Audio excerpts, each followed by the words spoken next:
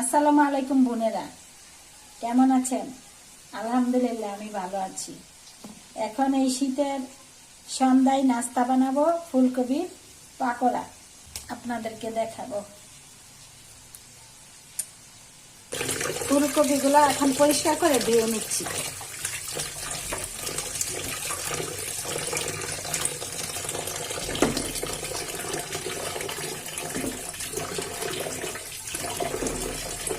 ফুলকপিগুলো এখন সিদ্ধ করে নিচ্ছি, দিয়ে দিচ্ছি সাথে লবণ, কারণ ভাপানোর সময় লবণটা দিলে একটু টেস্ট হয় ভালো। তারপরে তার সাথে দিয়ে দিচ্ছি হলুদ, যাতে কালারটা সুন্দর আসে। আর লবণটা দিলে টেস্টটা ভালো হয়, পরে দিলে এত টেস্ট হয় না। ফুলকপির পাকোড়া বানানোর জন্য বেসনের মধ্যে লবণ দিয়ে দিচ্ছি হলুদ গুঁড়া, দিয়ে দিচ্ছি মরিচ গুঁড়া, অল্প একটু জিরার গুঁড়া, দিয়ে দিচ্ছি রসুন বাটা, দিয়ে দিচ্ছি আদা বাটা। এখন বেসনগুলি মাখায় নিতেছি।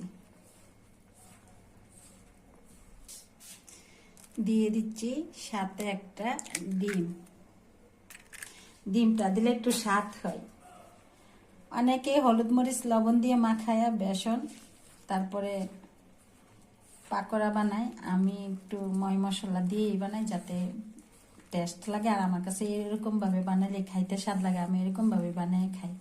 তারপরে সাথে একটা ডিম দিই, মশমশা হয়, খাইতে ভালো লাগে।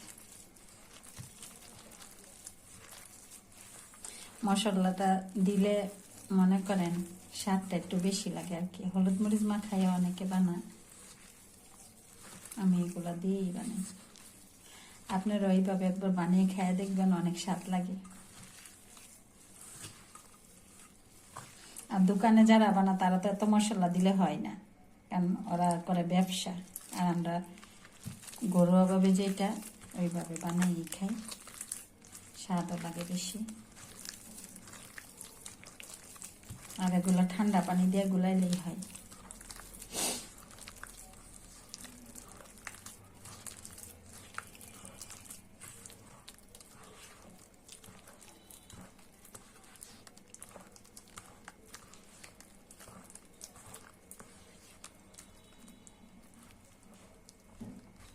গোলাটা হয়ে গেল। আর গোলাটা যদি বেশি পাতলা হয় তাহলে ভালো হয় না, একটু আঠালো আঠালো হলে মশমশা হয় পকোড়াটা।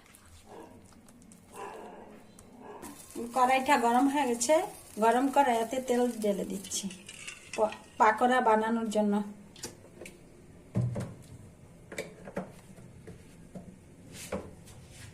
এখন তেলটা গরম হয়ে যাক।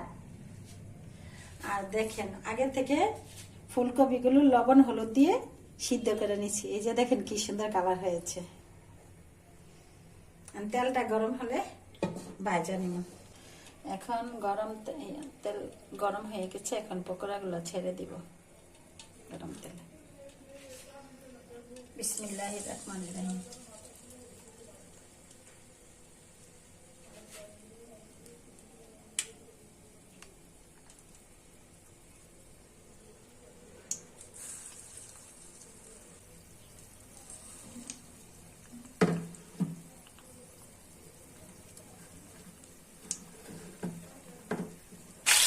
এখন একটু একটা হয়ে গেছে, এটা দিচ্ছি।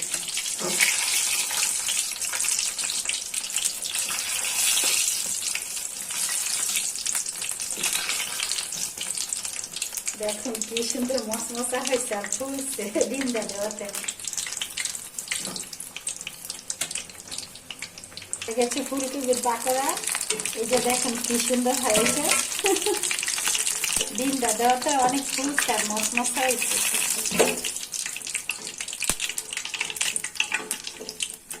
দেখুন কি সুন্দর হয়েছে। আমি বাকিগুলো ভেজে নিই।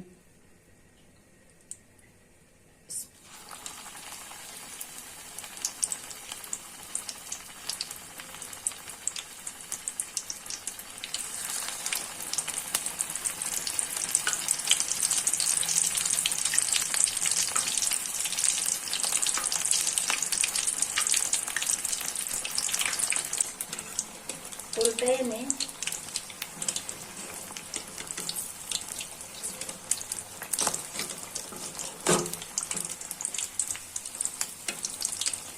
এখন সন্ধ্যার নাস্তা চার সাথে যদি খান এগুলো অনেক ভালো লাগে। আর যেগুলা নামিয়েছি দেখাই আপনাদেরকে। এই যে দেখুন কত সুন্দর হয়েছে, একটু টেস্ট করে দেখি। অনেক স্বাদ হয়েছে, মশলা দিছি তো, ডিমও দিছি, অনেক স্বাদ লাগে। আমার মতন এরকম ভাবে আপনারা বানিয়ে খাবেন।